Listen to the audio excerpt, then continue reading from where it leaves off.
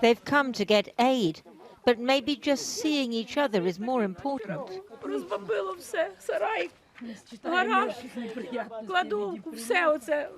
The explosion yesterday was so big, I don't know how we survived, she says.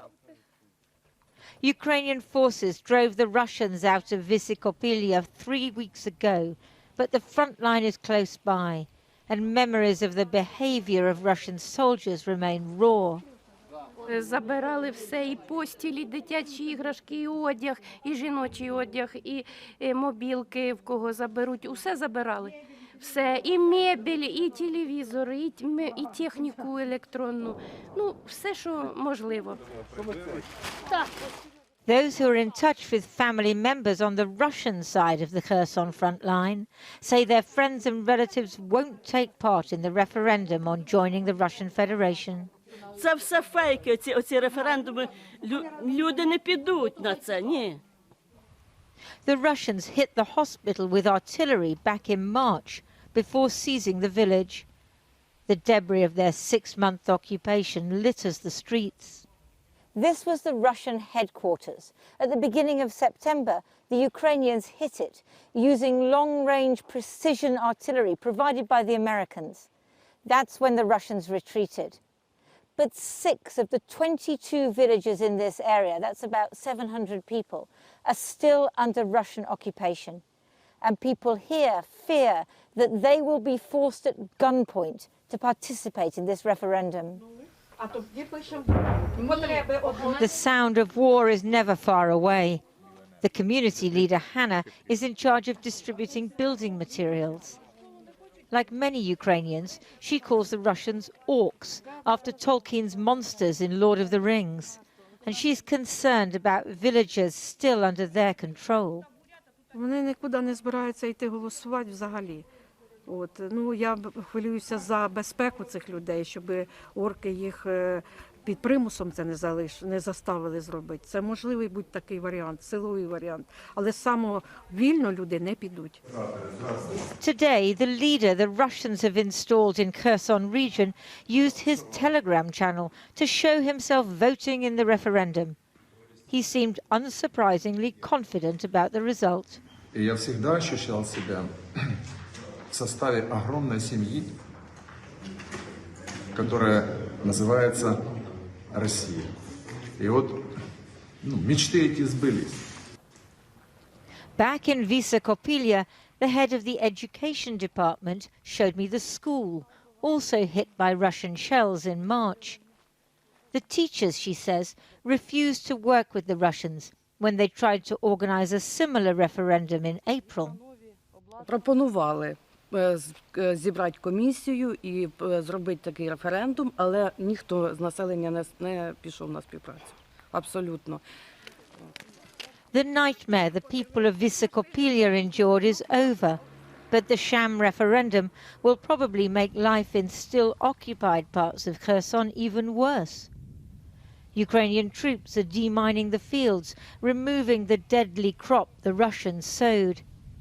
They're hoping that by the next sunflower harvest, far from being part of Russia, this region will be reunited under Ukrainian control.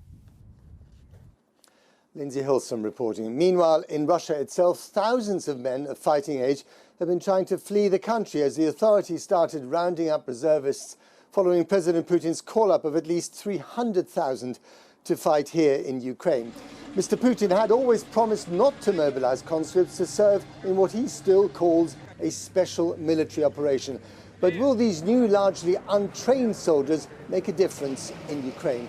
Well, joining me now is the Ukrainian MP, Dmytro Nataluha. Thank you very much for coming on our balcony here. Thank you very much, Matt. Thank you. It's good to see you. 300,000 men mobilized by the Russians. The threat of nuclear war earlier this week in President Putin's speech. Does any of this worry you? A friend of mine who is at the front line right now says, "Oh, good.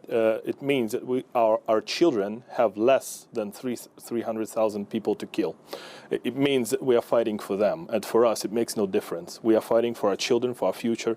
So we have no other choice. For this reason, we've seen it all. We've heard it all. We've been given 3 days.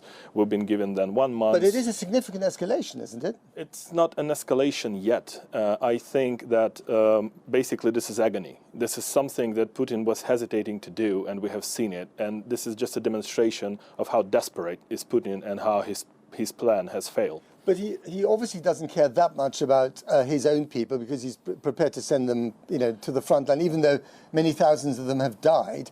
But Russia does have a very high threshold for pain, does it not?